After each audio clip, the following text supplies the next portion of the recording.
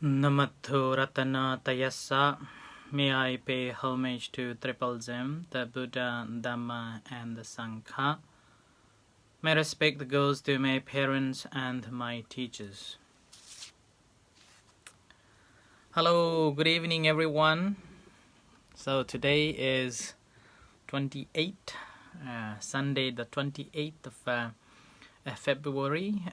So this is the end of a month. So this is Ajahn Sujant from Varapunya Meditation Center, Aberdeen, Scotland. Hi, good evening. Hello, Bidya Lakshmi. I hope you're from UK, not from Nepal. Hello, Yvonne. Hello, hi everyone. So today is Sunday, the last Sunday of the month, and tomorrow will be the 1st of March. Good evening, Yvonne. So 1st of March. So today again, as usual, weekends are the busiest day for me. We have plenty of activities just to attend as well as to conduct. So, and here I am. There's still 3 more to go for tonight. So we were reading this discourse yesterday. This course is called Unheard Before. And in that, the Buddha was talking that he never heard before about the path to the liberation. And I did explain yesterday that those days people did know there is a possibility to be the Buddha. And many ascetics and yogis and rishis were walking on the path to be the Buddha. And it did happen that there were so many ascetics, after hearing that Buddha had attained the enlightenment, they were all so amazed and wanted to see him. Some wanted to see him, and others, due to their conceit and pride, didn't want to see the Buddha. And with that, they lost their own opportunity to listen the teachings of the Buddha from the Buddha. And this similarly, we can see even here in this time of the year. Doesn't matter which community out there. There's always some conflict in one community to another, or within the one community, the slight misunderstanding makes people not wanting to engage any temples activity, or even losing their opportunity to learn Dhamma, the way from the monks. And with that, despite of knowing that there is an opportunity to learn the Dhamma, opportunity to practice the Dhamma, opportunity to discuss the Dhamma, but because of their pride and conceit, they didn't want to engage in those activities. Like here in our temple, we have so many activities going on Zoom. And now suppose you're having a misunderstanding with another person, and he or she is about to join the Zoom class, and suddenly you will have a thought, oh, he or she will be in the Zoom, I better not to be there. And that's simply because you dislike, or simply because you do not want to be part of.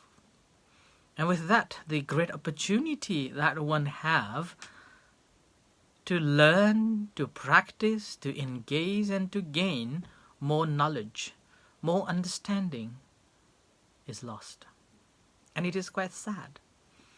So that's why it is not just at the time of the Buddha it happened, even now, do happen quite often. So if you are in that position, remember, we have to overcome this pride and conceit, and do not stop engaging joining classes, engaging and attending, participating in these practices, which will help you to sharpen your knowledge, sharpen your understanding.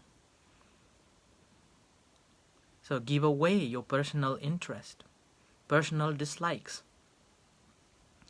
and put yourself to study, to practice. And whenever there is an opportunity, never miss it. So that's why it was happened in that way. Although they knew that there is a possibility of attaining the Buddhahood, to attain the enlightenment, they didn't know the path. They were searching for the path. And then when somebody found, like the Buddha, he found and he proclaimed that, oh, I have found the path. And suddenly they felt, oh, it could be. Unsure, without investigating. Yeah? So that's why Buddha said in this discourse, which is called Unheard Before, that the path to the liberation, which is the foreestablishment of a mindfulness, he never heard it before. And with his own contemplation, with his own pondering and investigation, and dedicating himself to the practice, he realized that path. And he didn't keep for himself. He shared it to all of us to follow. And that is the compassionate heart of the Buddha that we can see. So that's why, as we are a learner, we shouldn't be having this conceit and a pride and blocking your opportunity to learn the Dhamma. And similarly here, the Buddha further said that he never heard contemplation of a feeling in the feeling. I never heard contemplation of the body, of the mind in mind. And this is the contemplation of a phenomena in phenomena that he never heard before. And when he practiced in accordance with that, he able to realize, and he said that a vision arose. The whole horizon simply opened up for world, to understand. It's like a frog. If a frog, have you seen a frog? I believe you have seen a frog. A frog, if this frog is in a pond, and this pond is so, the walls are so high, and this pond, this frog couldn't cross this pond, and would be thinking that the whole world is this pond. The whole world is this pond. And he will be delusionally thinking that this is the world that I know. This is the world, is the eternal, and this is how it is. But suppose someone came and used the bucket, as this man was taking the bucket of water, and this frog came along with this water. And this man thought, oh, why this frog is up here? So he, rather than put this frog back to the pond or the well, put it on the ground. And suddenly this pond realized that this world is so vast, unimaginable. And this is what happened to the Buddha. After he realized the path, he suddenly, like having this open mind, open heart, see the world in different perspectives. And that's what's happening to us too. The more we understood, the better we will become. The more we have experienced it, we have cultivated it, investigated it, and understood it, our visions will just spread and it opens up to the world to see things as they truly are. And that is called the Chakkung Udapadi. He has got this eye open. Yeah? It's not this like this eye that we have, but the inner eye being opened up. It's like taken the curtain out from his eyes. And as knowledge arises, wisdom arose, and a true knowledge and a light had arose. So in this case, what he never heard before about the contemplation of the feeling in the feeling is that there are different types of feelings. Yeah, there are different types of feelings. The feelings called Sukha Vedana, Dukkha Vedana, Adukkama Sukha Vedana, and Samisa Sukha Vedana, Niramisa Sukha Vedana, Samisa Dukkha Vedana, Niramisa Dukkha Vedana, Samisa Adukkama Asukha Vedana, Niramisa Adukkama Asukhang Vedana. So, these are the different types of feelings that one can have.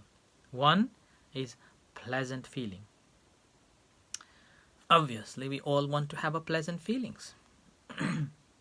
Yeah? Always want to have a pleasant feelings. We don't want to have a pain. We don't want to have unpleasant feelings. So that's the first one, is pleasant feeling called a Sukha Vedana. Yeah? Sukha Vedana. Second is unpleasant feeling, which is we do not like. And you can ask yourself, in 1 minute, how many types of feelings do you have? How many times you have feeling of it is not fair, wish it is in this way, wish it is in that way, I don't like it, I don't want it, I want this way, I want that way. How many times do you have those feelings? And that many times we are creator of our own feelings, our own mood. Yeah? And in most of the cases, what happens is that we are dealing with or creating the unpleasant feelings. And we spend more time on the unpleasant feelings. And there's another feeling called a neither unpleasant nor pleasant feeling. It's just a neutral. And which is normally, we know in these 3 types of feelings. One is pleasant, another one is unpleasant, and the third one is a neutral feeling. Actually, when you look at the Satipatthana, there are more. There are more feelings. And the third one is called pleasant feeling with attachment. You're attached to something and feeling that it brings me happiness. You want to hear nice voice, nice songs, so that I will be happy. You want to have a nice food, delicious food. Then that makes me happy. Yeah? So you are always attached to something and then having a happiness. So you're relying on some objects to gain your happiness. And what happens if it doesn't happen? And that's an unpleasant feeling with attachment. You dislike it, but it won't stay. It will just happen. And that's how you will experience the unpleasant feelings with the attachment. And the sixth one is called unpleasant feeling without attachment. Unpleasant feeling without attachment. Sometimes you have no attachment and yet you experience some unpleasantness. Sometimes you feel very bored. Sometimes you feel very sad. And that moment, you do not know where it came from. You do not understand what's going on, what happened. And that's an unpleasant feeling. An unpleasant feeling, pleasant feeling and unpleasant. So pleasant feeling without attachment is very, very deep. And this is in relation to the attainment of the complete calmness, which has no conditions. When there is no condition and your mind is fully in a pleasantness and called joy and in happiness, and that is pleasant feeling without attachment. In that moment you didn't have any attachment at all. And there is neither unpleasant nor pleasant feeling with attachment, and the second one, neither unpleasant nor pleasant feeling without attachment. So there are these 1, 2, 3, 4, 5, 6, 7, 8, and 9 types of feelings are there. And this needs to be understood. This needs to be developed, that whenever we have a different feelings comes, different different sensations comes, at that time we have to understand clearly. And so that's why it's called, we have to develop it. Yeah? It's called, we have to develop it. And when we have fully developed, what happens is that we will have a new perspectives on the feelings. New perspectives on how these feelings arises. New perspectives how these feelings affect and conditions our well-being and happiness. And that's why it's really important. Once we have fully developed these feelings properly understood, then the vision has arose, the wide open knowledge has arose. We simply become so truly understanding the new things emerged. Or what we do is, when experiencing a pleasant feeling, you simply know that you are experiencing pleasant feeling. That's all. When unpleasant feeling, you are experiencing unpleasant feeling. And that's all. And as you practice in this way, obviously, you will gain more insight and you will gain more understanding about your own self. So it's a practice is very, very important. As it is called, seeing things as they truly are. Seeing things as they truly are. Yatha bhuta jnana dassana. But what normally happens is that because of our preconcepts, the limitation that we have understood, we always go back into the creation. Whenever we say something, we try to conceptualize by our perceptions, our memories. Immediately when we see that object, or immediately when we hear that sound, we will be recognizing it by the memories that we have. This is this, that is that. Or that belongs to me, or I gave it to you, I gave it to him. Such and such. We always put the cap on, rather than seeing beyond the concept, beyond this feeling. And it's very important. And the practice of a meditation helps us not to put the cap on, but to see things as they truly are. Understanding about it. Getting deeper and clearer understanding of that. Now what happened is that once you have fully understood the pros and the cons of it, you basically do not want to engage. You do not want to have it. And you become a dispassion. And all the sufferings and these troubles that we are facing automatically ceases, and automatically we gain peace. Our mind becomes so calm. It's like, you may have heard my simile of a toilet. After we have defecated, we know that defecated stool is disgusting. We do not want to engage. We basically become this passion. We do not want to keep it. We do not want to keep it. We just want to let it go. And once we have done, defecated, how do we feel? We feel peace. We feel calm. We feel happy. And all what we need is to flush it away. Not having any attachment to it. Just flush it away. And that's how you will understand the true reality pertaining to itself. The reality as it is. As a school will have a direct knowledge, a direct experience about it.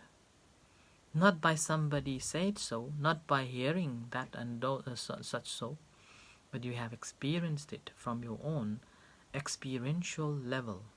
So that's why there are 3 types of wisdom in Buddhism. Number 1 is called Sutta Maya Panya. Remember, I will ask you later, or maybe tomorrow.